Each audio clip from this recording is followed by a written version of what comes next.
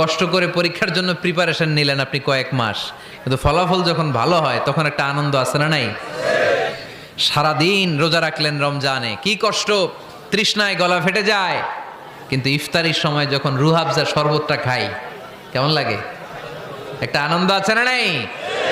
এজন্য আল্লাহ বললেন فإن مع العسر يسرا إن مع العسر يسرا ও নবী, কষ্টের দিন মক্কায় অল্প কিছু দিন, মদিনাতে আনন্দের দিন অপেক্ষা করছে।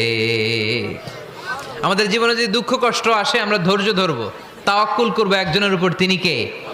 কারণ আমরা বিশ্বাস করি কষ্টের দিন এটা চিরকালের জন্য নয়, সামনে আনন্দের দিন আমাদের জন্য সেট করে রেখেছে কে? তাহলে আমরা সূরাতুল ইনশিরাহ থেকে 3টা নেয়ামতের বর্ণনা শুনলাম, বিশ্বনবীকে কি সান্ত্বনা দেয়া হলো সেটা শুনলাম। এবার 2টা গাইডলাইন শুনে তাফসীর